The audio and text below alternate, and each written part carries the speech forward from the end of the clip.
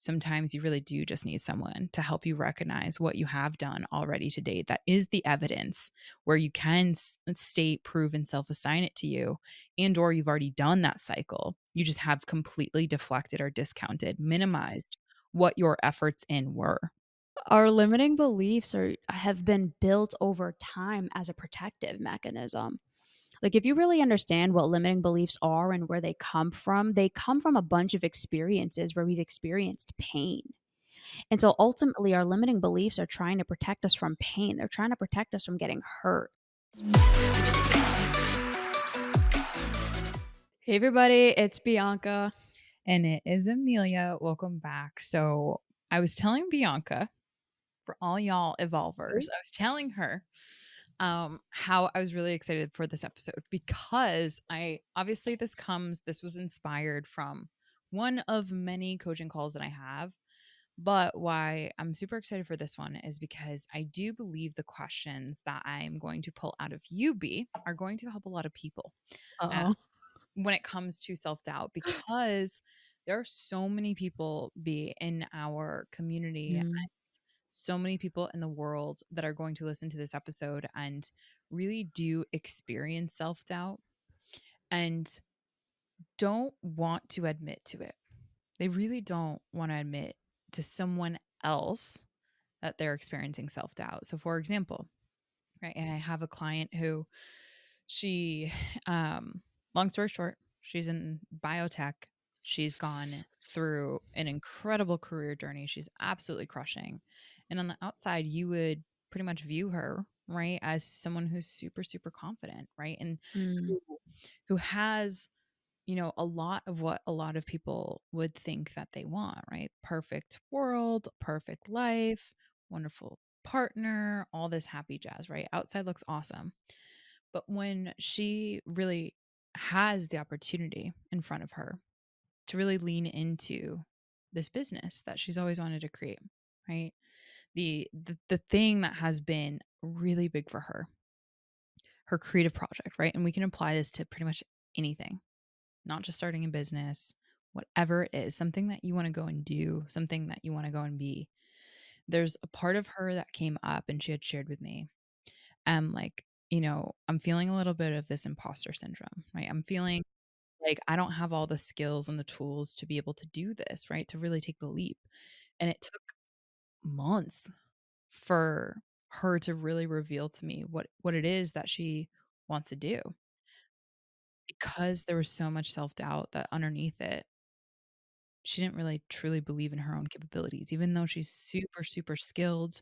She has so much of the awarenesses that she needs to do wonderful. Her relational skills are fantastic, right? She has so much going for her and so much evidence from my perspective looking back on that can carry her through those feelings that are coming up around feeling like an imposter, feeling like she can't do it, right? And that self-doubt that comes with. So, whether it's her, whether it's other people in this community, whether it's someone coming across this episode, maybe they want to, lose 10 pounds. Maybe it is that they want to finally find a relationship that suits them, and they see someone right at a cafe or whatnot.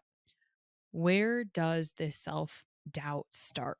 And what is the biggest contributing aspect in our inner dialogues that continue to perpetuate our self doubt? And specifically, what I want to ask you, B, is in Uh-oh. your work in cognitive behavioral therapy and CBT, specifically reframe, cognitive restructuring, what have you found to be the most helpful reframe Mm.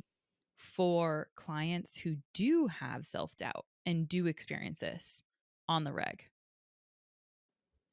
You know what's funny? I actually had a session with a client today, and we were talking about his life, and he was talking about the fact that, like, he has everything he told himself he wanted, and yet he's miserable. And he said, quote unquote, "It wasn't what I thought it was going to be."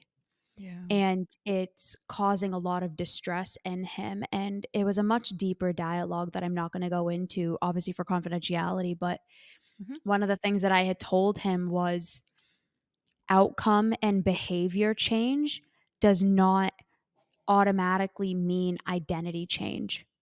Yes. His external life, he was able to create a lot of success for himself. And Mhm. we were talking about fitness in particular, that there was a time in his life when he went from being very overweight to being able to run 12 miles a day without any difficulty. Like he could have run more, he just didn't have the time to. Right. And he was like in the best shape of his life. His life was getting better. He was doing all the things. And yet he still had this feeling of, I'm not good enough. Mhm. I'm an insecure, not confident man. No one's ever going to want me. Even though on the outside, he had all of the things and he actually did make changes in his life, but it didn't end up translating to identity shift. To answer your question, when it comes to self-doubt, one of the biggest things that needs to happen, it's this threefold process that you actually framed it this way, but it's something that I've been doing with clients. I just didn't you created the like the conceptualization for it. Mhm. Like you made it really concise. State, Thank you. prove, self-assign.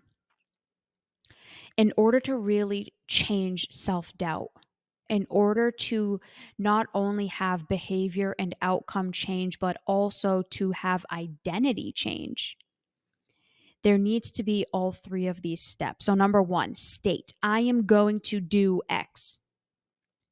Prove, you go do X. Mm. The third one, which is something you really emphasized, Em, which I'm super grateful for, is self assign. Mhm. I did it. What happens with a lot of people is they'll externalize their success, meaning, well, I only could do it because of this, or I only did it because of that. Well, it doesn't actually really count because X, Y, and Z. We put a lot of justifiers on our Mm. behavior, and it doesn't actually become ours. And so when you're not giving yourself the credit for the things that you're doing, and when you're not actually processing through the negative limiting beliefs that you're experiencing about yourself in all of the change that you're having, Mm. self doubt is going to continue to be there. You're not actually changing anything. Your external circumstances are changing, but the inner world isn't changing, which is causing that self doubt. And this is all a lot easier said than done, but Mhm. if you actually want to stop doubting yourself, you have to really look at the narratives that are perpetuating that self doubt and acknowledging and recognizing, am I doing the necessary things to end my self doubt? So, like, am I seeking help from other people? Do I have people in my life who can challenge my limiting thoughts and limiting beliefs? Am I taking actions and proving things to myself that I am more than I originally thought? Am I Mhm. giving myself the credit? There's a lot of things that tie into it. Also, your comparison sets. Mhm. If I always compare myself as a clinician, let's say to Emilia, I'm always going to feel bad about myself. Mm. She's studied this much longer than I have. She has way more experience than I do. So if I'm always saying, well, I'm not as good as Emilia, so I'm not a good therapist, I'm Mhm. never going to feel good about myself. But if I compare myself to where I was last year, oh my God, my skills have 10x'd. Mhm. So you also have to be mindful of the comparison set because if you're comparing to the wrong people, you're going to continuously doubt yourself. Thank you for that. That's so beautiful right there. And there's a couple of elements there that remind me Little of a nuggies. client. What was that? So little nuggies, golden nuggies. Some evolved nuggies right there on the platter for you. I hope you guys listened up, right? And it reminds me of another client that I have where she has this big project proposal that's going on. And she was really nervous. She also was experiencing some imposter syndrome. Now, she's been in internal designer her entire life. She has been organizing spaces for tech companies so that people have a very self soothing workspace, right? So she's organizational interior design and director of this just wildly successful company, and yet all of her experience over the compound effect of her life all of a sudden went out the door when she had to do this project proposal to a really big client of hers, right? And it was fascinating because all of the thought distortions, the inner critic, how that would come up, and to one of the things that you had said around the self-worth self-belief cycle of the state, the prove, the self-assigned, she would deflect all of that past experience that she had because she was comparing herself to the 50-year-old version of her when that version is going to have all of the success, instead of Mhm. really looking at all the past experience that she's already have that make her the obvious choice for this client in her proposal. So she delayed, she procrastinated, etc. So self-doubt starts to really get into the nitty-gritties of even self-sabotage, procrastination, all of these um not so great experiences. But I think that the biggest thing that you said in that B is, as you overcome that, you recognize that sometimes you really do just need someone to help you recognize what you have done already to date. That is the evidence where you can state, prove, and self-assign it to you, and or you've already done that cycle. You just have completely deflected or discounted, Mhm. minimized what your efforts in were. And that's a big, big issue that I see with clients.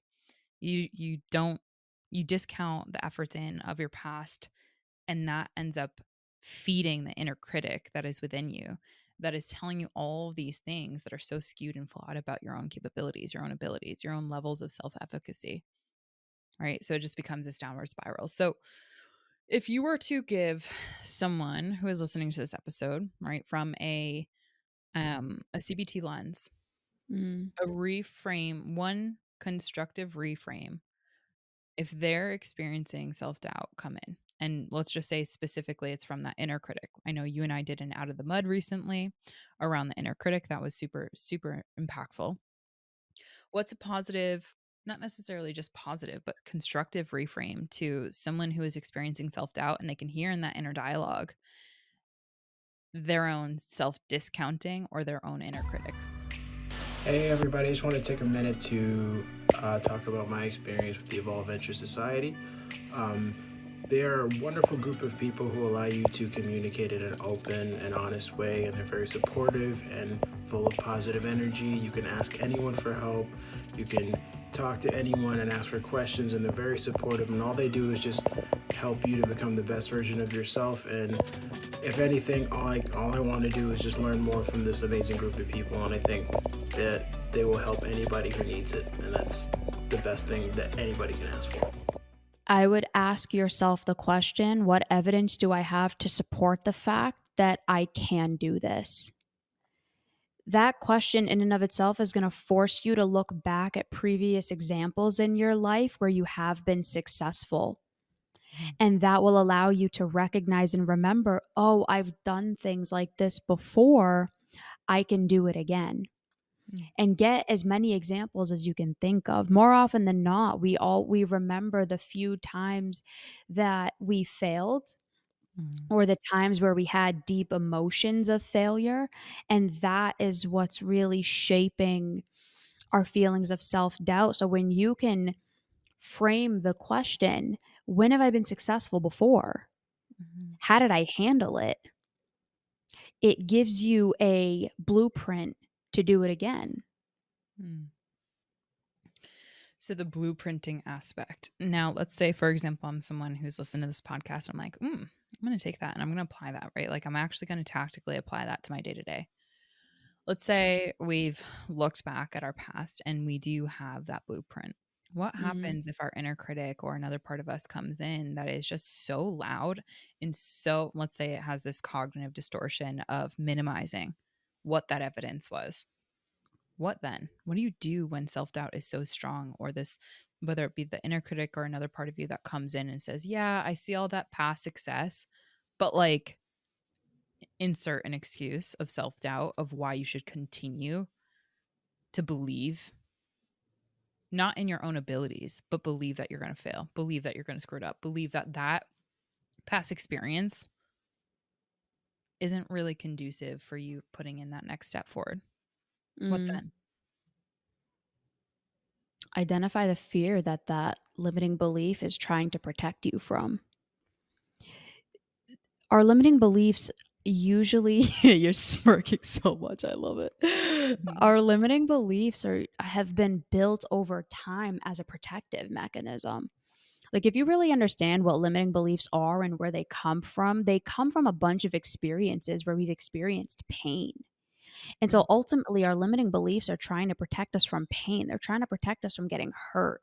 And so, if you can understand and identify what is this trying to protect me from? Mhm. Why does this part of me want me to believe that this is true? What is it serving? You can understand the fear. You can understand like what this part is actually trying to get. And you can give yourself whatever words of reassurance that you need that you're gonna be okay. Mhm. Hmm. Okay. So I'm listening to this episode and I've identified my fear. How long, and this is just the last question that I'm going to put in I this love episode. this. How this pertains to expectations, because this is a Mhm. conversation that I have so often with clients, right? They're recognizing, okay, ooh, I have a fear that I am going to fail, right? That's a big one. I have a fear that I'm going to fail. And I've identified that fear. And I'm recognizing that obviously, if I were to fail, and let's say this client, let's go along with this project proposal, right? If I were to fail, what would failure look like to me? Mm. What would that mean about me? Now, the final question is, how do you navigate and make friends with your fear? And how will that help me start to alleviate or redirect my self doubt? I think the answer is the same. Understand what the fear is trying to protect you from. Like that part is trying to protect you from something. Mhm. That that fear is to help keep you safe in some way. And if you can understand why you feel in danger, what it's trying to protect you from, and you can really give yourself love and compassion and reassurance, that fear will eventually dissipate because you know I'm going to be okay. Like, I trust me to keep myself safe and to be okay. And I have these fears and they're all okay. And we're going to figure it out. I like it. So right there is the power of the and, right? Befriending your fears and recognizing that fears are a construct of our mind more often than not. We're not necessarily actually in a threatening situation more often than not. Okay, just talking statistics, right?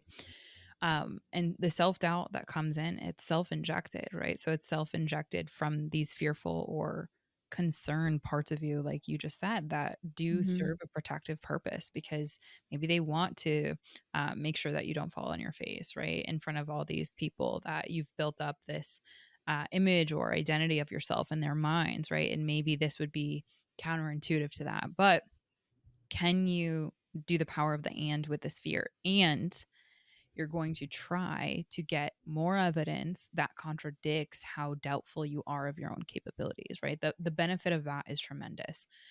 So, in closing, B, for someone who is now taking what we said and practicing this, Mhm. is there anything in closing that you would say to someone who is maybe dipping their toe in? Or maybe if this is someone who has been trying to do this and isn't having quite the best results in their world. They're not befriending their fear. They're recognizing that there's a part of them that's really self-protective, of really trying to figure out what this fear is. Maybe they don't want to face the mirror.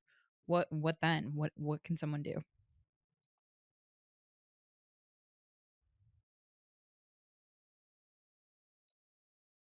I think something I really, really need everybody to hear is that you're not supposed to do everything alone. There's a difference between hyper independence and interdependence. We really have swung the pendulum too far into this narrative as a society that In order to be competent, you have to do every single thing on your own. And that in and of itself is a protective mechanism that's not safe. It's not adaptive. It is not actually going to help you. We are social creatures. Interdependence means that I can take care of me and I can also co regulate and be in spaces with other people seeking guidance and being in a safe space with other safe people. Mhm. It was one of the biggest lessons that I had to learn of like doing it all on your own is not what makes you competent. Knowing what you can do and knowing how to ask for help is what makes you competent. And so, for anyone who's still struggling with this, reach out for help. I, the reason I'm not, I probably sing my coach's praises a little too much and I don't credit myself enough. And I know that's a thing that I do that I'm working on. But the reason I The reason I do that is because I know I wouldn't be where I am today without Emilia and without Alan. Like having them as guides allowed me to feel safe enough to do all of the work that I needed to do that really got me to the place where I am today, where I can Mm. say with full certainty, I am the best version of myself I have ever been. And I'm only just beginning. I'm the most competent I've ever been. I'm the best clinician I've ever been. I'm the best friend I've ever been. Mm. I'm the best leader and team member I've ever been because Yeah. I haven't been afraid to ask for help and to really acknowledge, like, I can't do this on my own. Mhm. So, if you are struggling with self doubt, one of the best things that you can do is get help from somebody who's more confident than you are and who can guide you. Yeah. Not fake confident, right? That's super Facts. sneaky. So I think that this is a really great place to close and help the evolved community understand the difference between fake and true confidence. So if you're Yeah. struggling with self-doubt, you're starting to apply these things that you're hearing and you recognize that like, yeah, honestly, not only can you not do this alone and you're accepting that fact, but you don't want to. How have you experienced the difference in as succinct as possible, and then we'll give episode suggestions to listeners. What's the difference from your perspective that you've personally experienced, the difference between fake confidence and true confidence? We've talked about this in a former episode, and you gave me some beautiful words of affirmation on this. I want you to kind of bring that into a headliner for this in closing so that the person who hears this knows, okay, if I'm going to seek help, if I'm going to seek support, if I'm going to reach out for help to be interdependent, I know that I'm in the right hands because this person exhibits these qualities. Real confidence is quiet and is exhibited through behavior and outcome and actions. Fake confidence is someone who has to bolster it and has to show all the flashy, stupid things in their life in order to make you believe that they believe they're confident. Fair. Thank you. Okay. Thank In you for the closing, questions. yeah, no, it's good. I'm grateful you crushed. And I'm excited for our listeners to listen to this because I do know that these are super applicable in so many Mhm. people's lives, right? So, in closing, my episode suggestion is 43, the discomfort of being yourself. Holy oldie. Oh, yeah. Was it I'm you? so sorry. I know. I know. I listened back to it and I was like, yeah, no, Oh, there's some golden boy. nuggets in here, but All the right. between the audio quality and how far we've come, there's definitely some Oh funnies in my there. Lanta. Oh my Lanta. Mhm. Um 310, a bold way to feel good about yourself. Please, please reach out. We have the You Do You program. We have one-on-one coaching and one-on-one therapy. There's so many ways to get involved in the Evolve community that will actually help you to become the person that you've always wanted to be but never believed was actually possible for you. All right, everybody. We will see you next time. Bye. Bye.